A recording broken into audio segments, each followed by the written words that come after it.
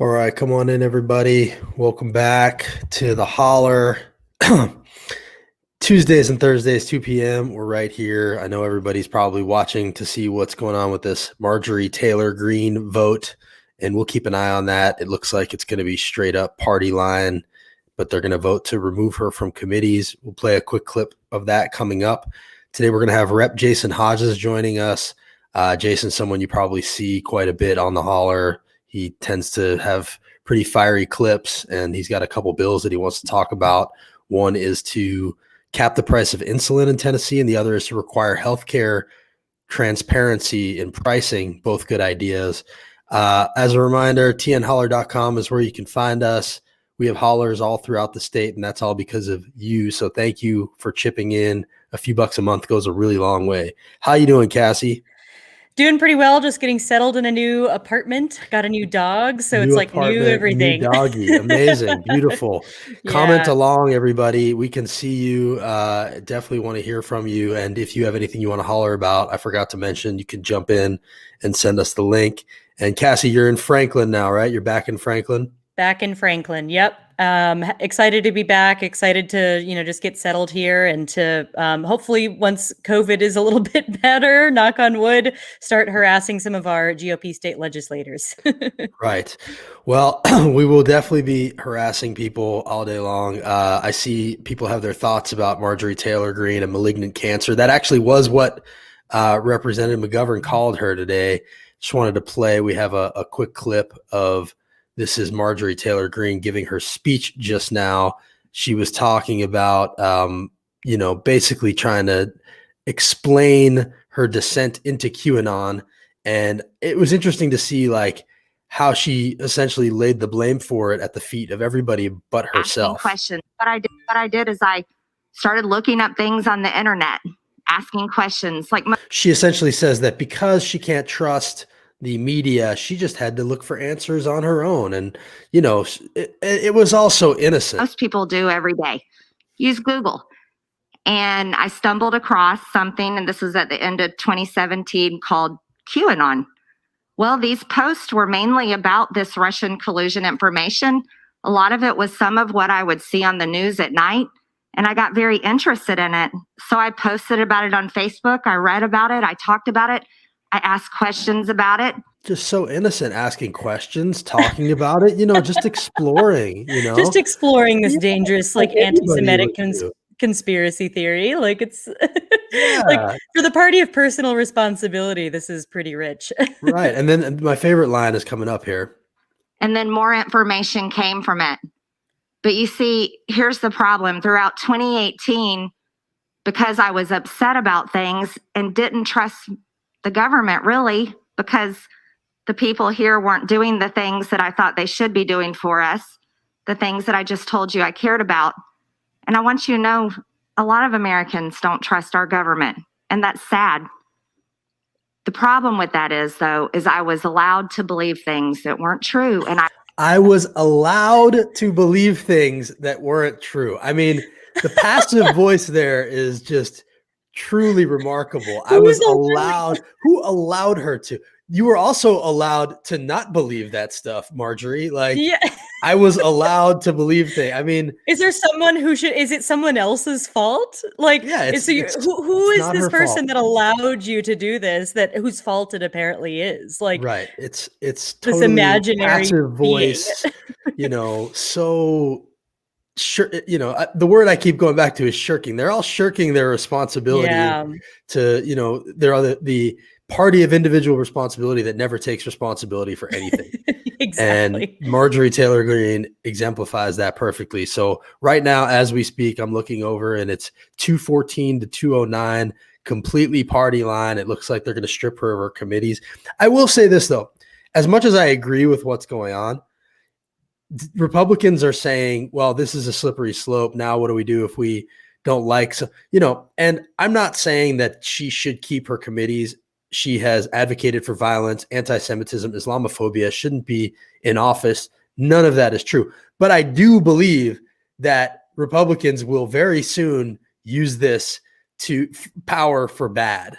And, I think they are foreshadowing a time to come where they will try to strip committees from someone like Ilhan Omar, AOC, someone like that, that they don't like. So I would just say, even though I completely disagree with them, about what they're saying, and I think she is violent or advocating violence, is anti-Semitic, is Islamophobic, is a liar, a blatant liar.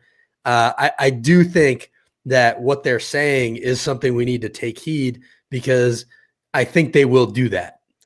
Yeah, I agree. I think it's such a frustrating thing, because it's like, we need to have at least some semblance of accountability. And yeah, I mean, totally, as you said, like, she shouldn't even be in office, let alone be on any committee. And so, but I mean, I'm torn, because, with Steve King, which a lot of, Democrats have spoken about today, he also didn't have an ethics hearing. He also, it was like at least as far as I know, I'm not 100% sure, but it seemed like the processes were relatively similar.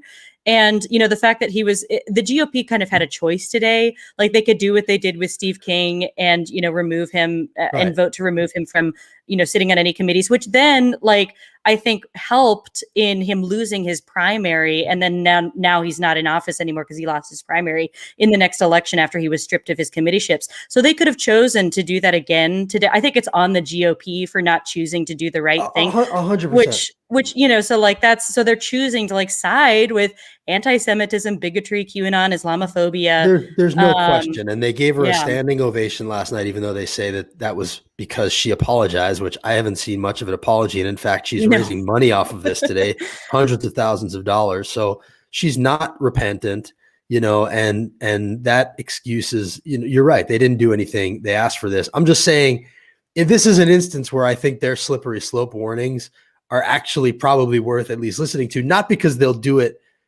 in a righteous way. I think they will turn around and do this in an ugly way down the line. And they're already showing us that they have a double standard, that they're trying to make this, a both sides thing with Ilhan Omar. This is their strategy. So anyway, it's just something we're talking about. Anyway, right now, let's bring in Rep. Jason Hodges to talk about things that are not related to Marjorie Taylor Greene. Jason, what's your, you don't have a hyphenate last name. It's not like Taylor Hodges or anything like that. No, but if I'm more memorable doing it, should I get that? Yeah, I think you should add a third Hodges name. I think so. I think you should add a third name. People will remember you. It's good politically. It's politically, it's advantageous. How you doing? Doing good. How about you? We're good, man. You don't have to weigh in on this Marjorie Taylor Greene stuff, but do you have any thoughts about it since it's happening right now? Well, I mean, I think I would be on the side of voting to strip her of her committees.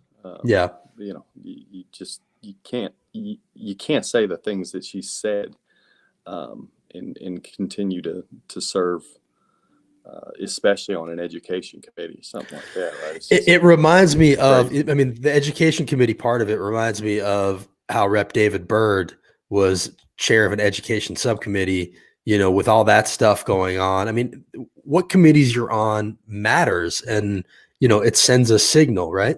Sure. Absolutely. All right. So let's talk about what you're here to talk about, which is something positive. You were written up for these bills that you have. One is capping the cost of insulin. The other is transparency in medical pricing. I know that the insulin one you had last session, and Matthew Hill was a co-sponsor, so there was bipartisan support for it. Matthew Hill, may he rest in peace. He's not dead, but he has been primaried and he's gone. So do you have anybody on the Republican side with you on the insulin bill, and what does it do? Well, so I haven't found out yet, so we'll see in a little bit. And so last session it did pass a subcommittee, and then obviously COVID kicked in, and they were only hearing COVID-related bills, so it got killed. So we brought it back this year, and what it does is it caps the price of insulin at $100 for a 30-day supply. And so the reason for this is, guys, to manufacture and get insulin to the end seller. So to manufacture it and ship it to Walgreens to sell costs the manufacturer between $6 and $7, right? And so they're charging people up to about $350 for a vial of insulin. Some people are insured, so some people pay a lot less. So they might not always see that, but they're paying it. They're paying it in premiums. They're paying it regardless. And people that are uninsured are being forced to pay the full price many times.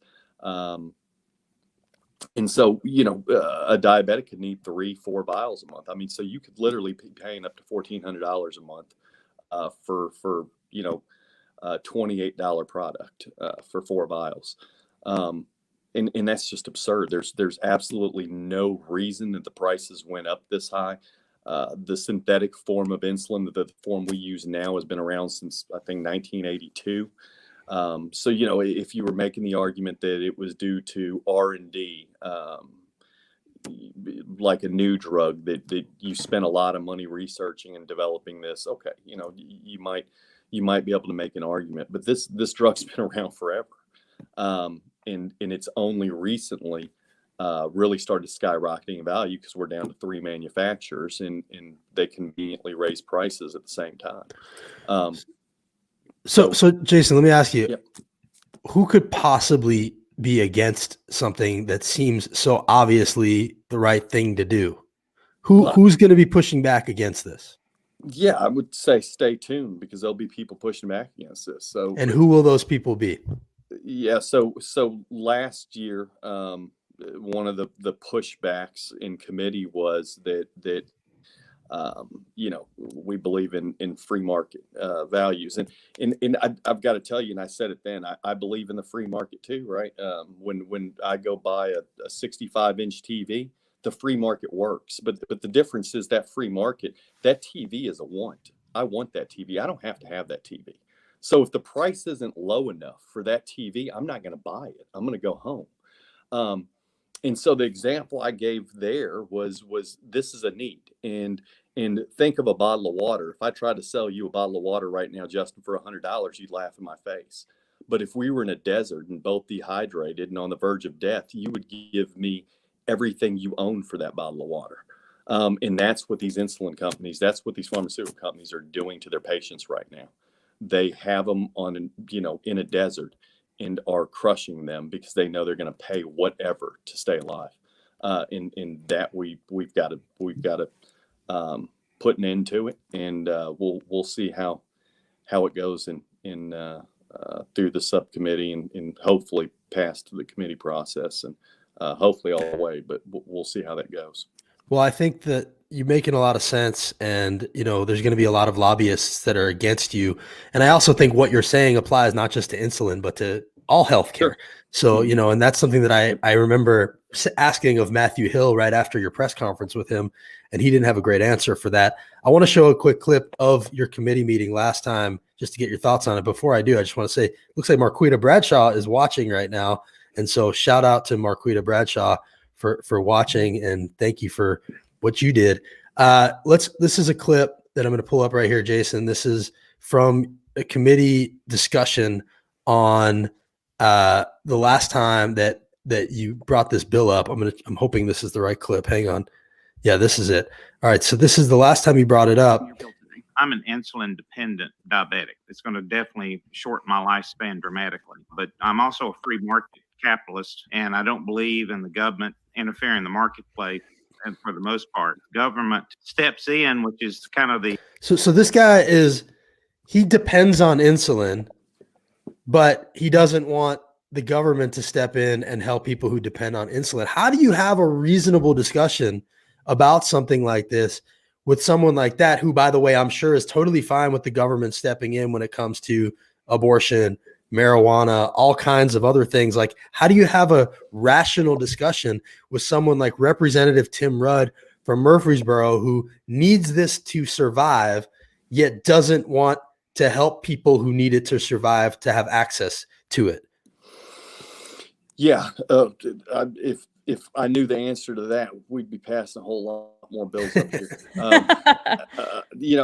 It's tough, right? And I think we just got to keep chipping away. And I think when people see this right here, hopefully they'll be calling and encouraging their legislators to support this.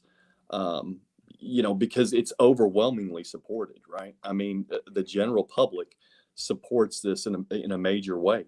So, you know, if the public will hold their legislators accountable, it should pass. And that's what we just need to keep doing. Just keep pushing on this and chipping away until the public forces these guys to do the right thing. All right, Cassie, if you have any other questions on this one before we move on, I want to get to your other bill, but also tell people what the number of the bill is, Jason, and they should call their reps and force them to support this one. Sorry, I didn't have that handy. Hey, Sarah, you have the bill of that number real quick? We can probably find it. We're looking. We definitely tweeted it, so we'll definitely post about it for sure. Yeah. There was just one thing that just kind of one comment I've watched, at the federal level, I've watched like pharma executives be grilled by, members of the House, et cetera, on, why prices have gone up on, insulin and various other like life-saving medications. And a lot of times they can't answer as to like, is it now more expensive to produce? Is there something in the lineup that like changed to make it now this much more expensive, like hundreds of dollars, sometimes more expensive than it had been in the past, adjusted for inflation? And they can't answer that question. It's just pure profit. So I think I just also want to echo the fact that I'm really glad that you're putting this legislation forward. It's so necessary. It's 451, House Bill 451. House Bill 451. We got that from Rep. Tori Harris. Beat you to it in the comments. Thanks, Tori. Thanks, Tori. Yeah. Well, so that I think that sums that one up. That's the insulin bill. Cap it. It's going to be lobbyists that push back against it. We'll see the discussion in committee. We'll post the clips of that. You'll see it happen. And but people should support Jason's bill. And then the other one, which is along the same lines, tell us a little bit about the healthcare price transparency bill.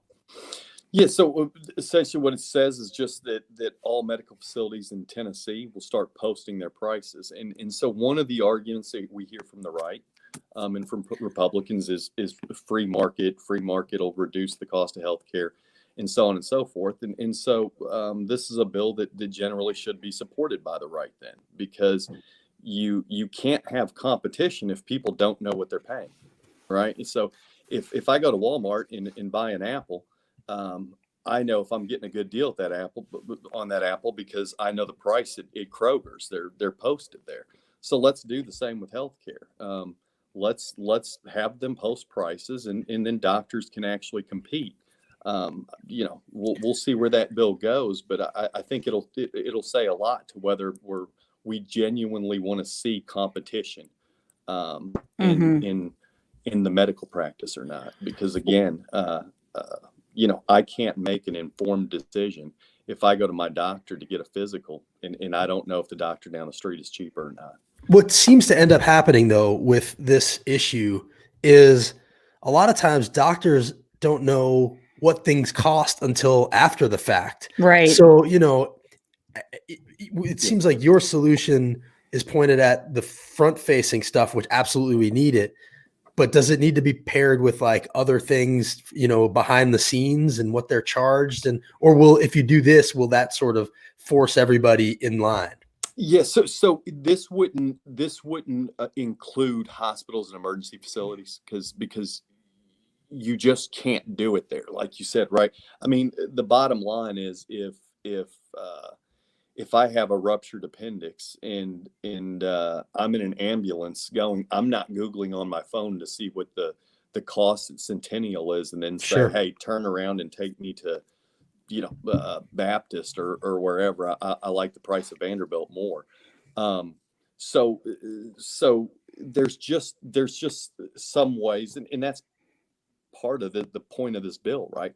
Medicine is different from other free market products.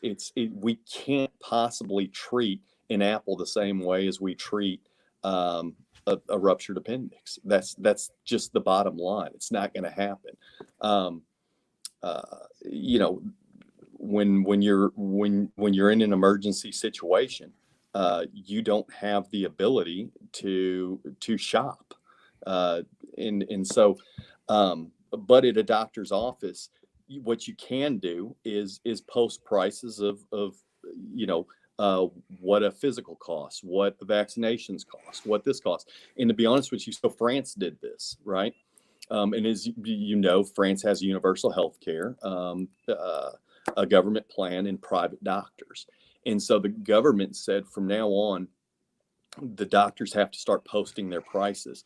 In the way it works in France is your healthcare is covered, but the first 100 euros you have to pay up to the first 100 euros you pay up front, and then you end up getting that money back from government, 90 days later, 120 days later, something like that. What they found in France is even though you're getting that money back and you're not actually paying, that people still shopped.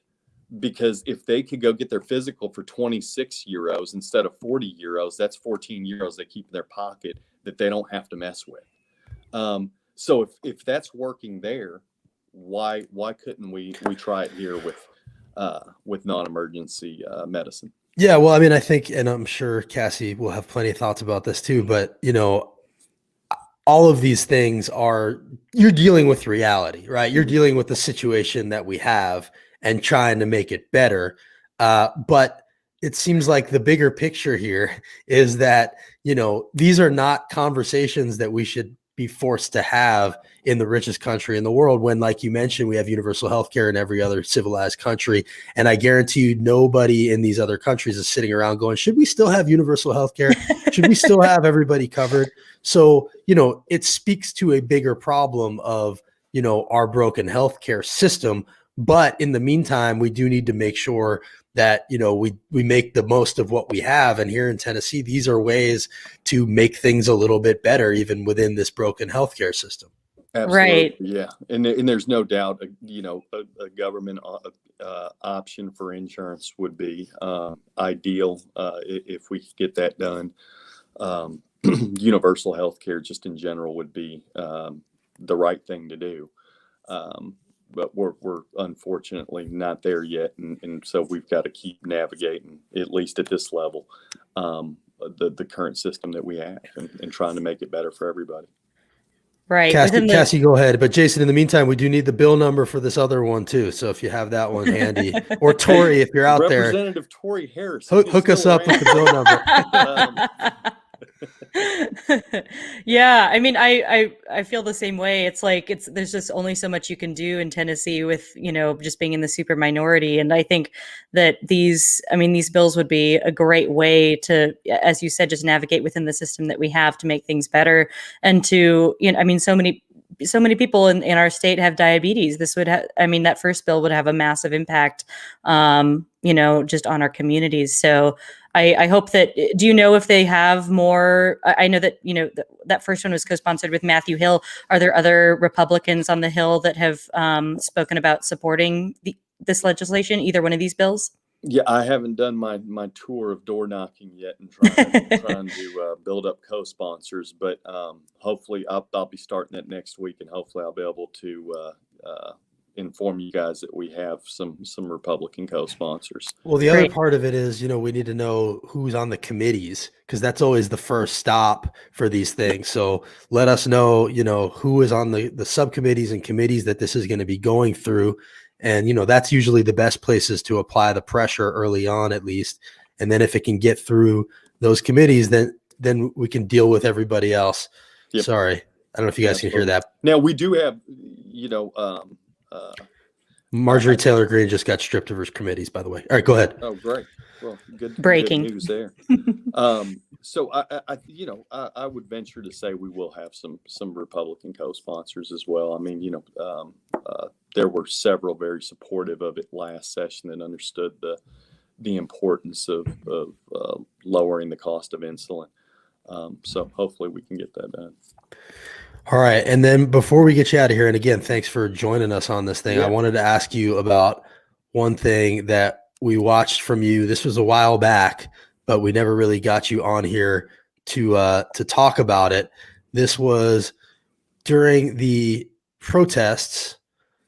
You had something to say to I forget who was in the well. Who were you talking to? Do you remember who this was?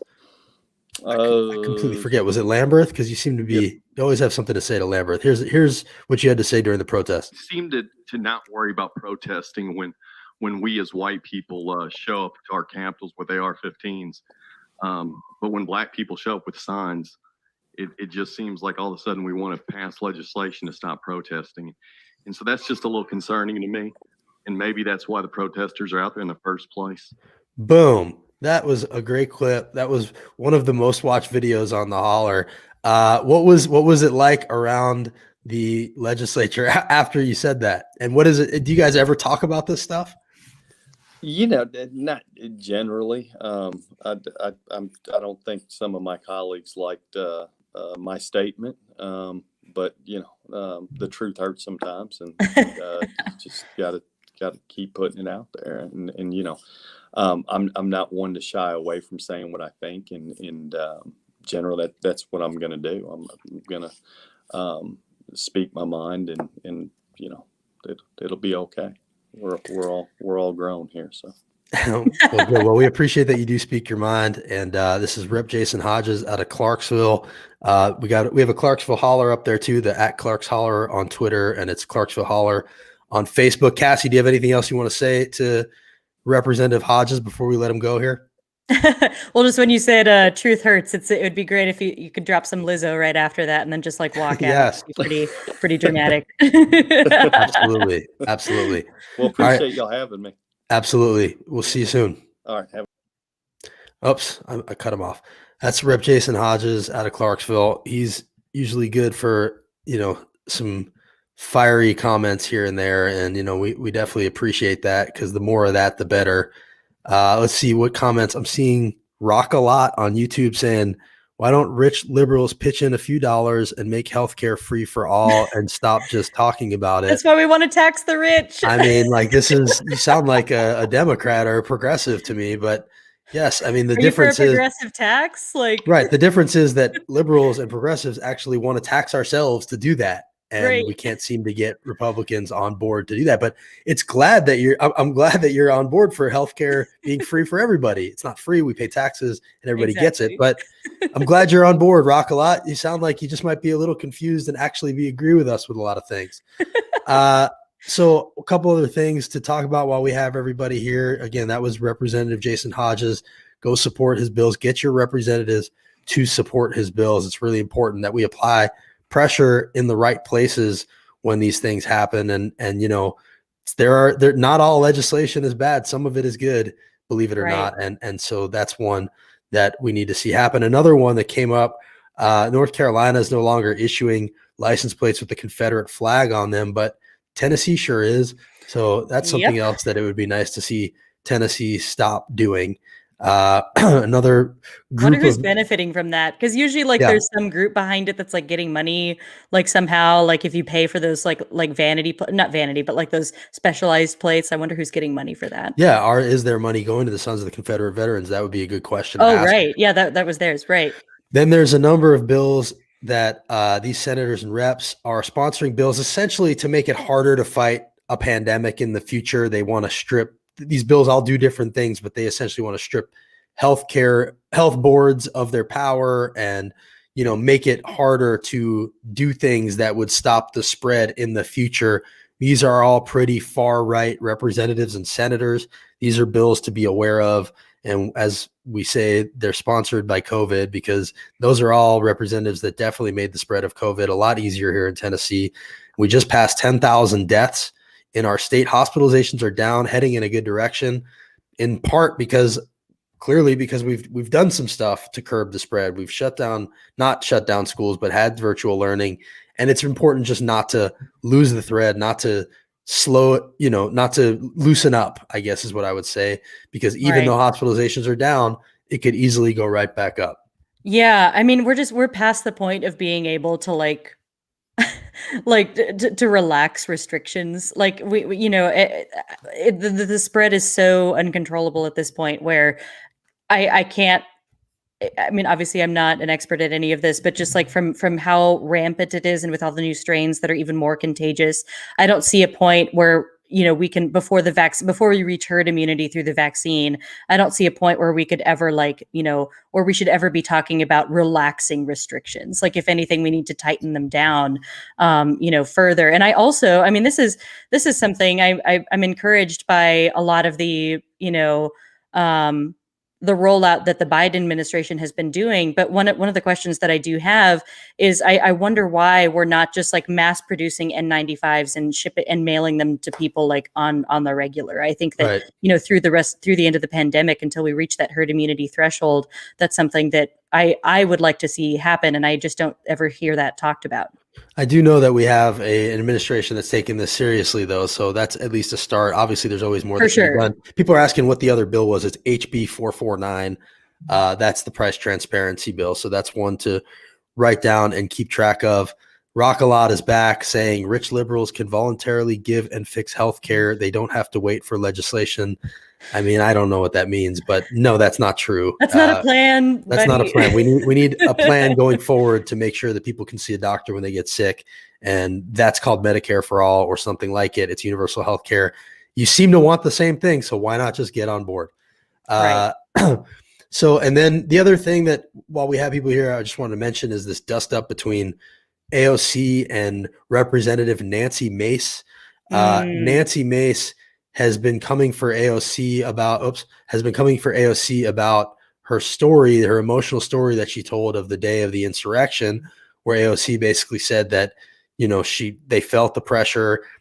Somebody came into her office. She hid in the bathroom. It turned out to be a Capitol Police officer who was super angry. And she then went to Rep. Katie Porter's office and hid away in there. Never once said they were in my hallway. And Nancy Mace then went on Twitter and said, fact check, they were not in our hallway, but that is not what AOC said. Right. And so now Nancy Mace has sort of made herself a part of this story. And she was on TV today on Fox, basically saying, I'm not trying to minimize her story, but, at the same time, minimizing her story. What sense do we have of why people feel the need to go after AOC for this? I don't know. It's really, I think it's really revealing. And it's incredibly, I don't know, it's just incredibly frustrating, like watching someone who, shared, and again, I watched the whole thing. I watched AOC's whole video, and she reiterated several times that this was her experience. This was like, one of many experiences that was had at the Capitol that day. And it's really shameful to go at someone who was talking about how this related to past trauma that she's had. And she didn't say anything that was false. Like this was something that she experienced that day. She didn't say that people were in positions that they weren't actually in. There wasn't anything untruthful about what she said. And so to go at her in that way is just, I don't know, it's just really shameful. This was Nancy Mace on January 6th. Just evacuated my office. Now we're seeing protesters assaulting Capitol Police. She also said she barricaded her doors. And then this was today or yesterday. Yeah, today, I think. I'm 2 doors down from AOC. No one stormed our hallway. It's like, why? She didn't say that. Yeah. She didn't say they stormed our hallway. She said that they banged her door, came in. It turned out to be a Capitol Police officer. I mean, all of that is obviously true. And she wasn't sure of his intentions. That's all she ever said. And she could hear the yelling, which I'm sure she could hear the yelling. Right. So, and then, it might make a little bit of sense if the insurrection itself was not that big a deal, or nobody died or nobody got hurt. But it was a deadly insurrection, a historic moment for our country. It was obviously problematic. Like, what is the point of minimizing this other than to come after AOC? And by the way, I've never seen anybody go after AOC and not have it blow up in their face. That is very true. If you come at her, you better be ready. Yeah. But also, it's also so frustrating because AOC and Ilhan Omar, those two would be I can't think of anybody that was more vulnerable in the Capitol that day than those two women. If I was AOC, I would, even without any past trauma, I would be fearing for my life too. Of course. Because I mean, there's this almost I mean, I don't know how many folks have seen stuff like this, but there was reporting and that came out where all these memes were shared from deep forums on the internet where there's this almost hyper toxic, sexualized, view that some of these like really far right people have towards AOC. It's like hatred Right. mixed with something that's like weirdly sexual and disgusting. Yes. And like, and it's just, and then obviously with Ilhan, it's like just rampant Islamophobia and sexism. And so the two of them like have just been demonized by far right media for the past 2-3 years, just to this insane point with these people. Like AOC, I think, still has higher name recognition among conservatives than she does among like Democrats because of far like right-wing media. And so like if I was one of those two people, I would be terrified in the Capitol. Like if I was Tim Burchett, I would be scared, but I probably wouldn't be like freaked out to the point, you know, like it's not the same. You can't like equivocate those two things. So just for example. Yeah, absolutely. So You know, anyone that's going at her like has just, again, like if it's a conservative, they're just, as you said earlier about Marjorie Taylor Greene, just shirking their responsibility and being complicit in the rhetoric that's like directed at people like AOC. right. And you know, it's very clearly coming from an ugly place. It happened right after she told that story. And part of the story that she told was that she felt in danger even before the day of the insurrection. She felt it all the way leading up. So it's definitely understandable that that's how she felt. And, you know, I again, come at AOC at your own risk, you know. If you come at the queen, you best not miss. Right. So Marjorie Taylor Greene thing, you know, it's wild to see how many people sort of are minimizing some of the things that she said. But one of the clips that I thought was really funny was Marsha Blackburn was asked about it on Fox News, and she then tried to say, she leaves the House's business to the House. I appreciate, Senator, your desire to leave this to the House, but the minority leader did say Liz Cheney is a leader with deep convictions and the courage to act on them. She's an important leader in our party and in our nation. I'm grateful for her service and look forward to continuing to work with her on the crucial issues facing our nation. How do you feel about Liz Cheney? I am going to leave all of these issues of the day to the House leadership. Oh my God, it's the best because has she ever done that before? Never stops talking about AOC, never stops talking about Ilhan Omar. But this question isn't even about Marjorie Taylor Greene. It's about Liz Cheney. Like she's so afraid to take a position that she hasn't seen the polling on, or that she's not sure if she's going to upset her base. Probably especially so since she voted not to overturn the results of the election after she herself was in danger. Exactly. And, you know, it was a quick decision she had to make. She didn't have time to run a poll or check with her handlers or whatever, you know, and she's regretting it. So she's so afraid of doing it again that she's like, I'm going to let the House decide for the House, which has no basis in any kind of consistency. John, I think including a personal view of Liz Cheney? I think we're going to leave everything to the House, to the members of the House caucus, and I'm going to leave that there. They're not letting her. They won't let her off the hook. They won't let her off. They're not letting her ramble about like China or socialism or one of her favorite topics either. She did that right before this, and this is the end of that. Like she already did that, and now they're like, "Well, let's get back to the thing we asked you about," and that's why she's so annoyed because she's out of material at this point. Senator to Marjorie Taylor Greene, Karl Rove she says she's a problem for our party and that our party needs to deal with this. What are your thoughts? I'm going to leave all. She can't do it. And you know, the best part is like, let's be honest. There's not a lot of daylight between Marjorie Taylor Greene and Marsha Blackburn. Blackburn brought a neo-Confederate secessionist to give the prayer on the House floor. Like Marsha Blackburn traffics in conspiracy theories all day, every day.